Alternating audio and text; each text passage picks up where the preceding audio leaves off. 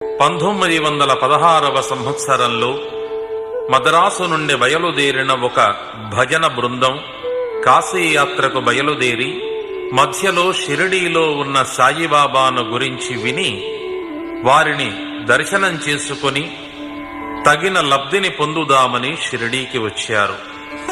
ఆ భజన బృందంలో భార్యాభర్తలు, కుమార్తె, వదినగారు ఉన్నారు.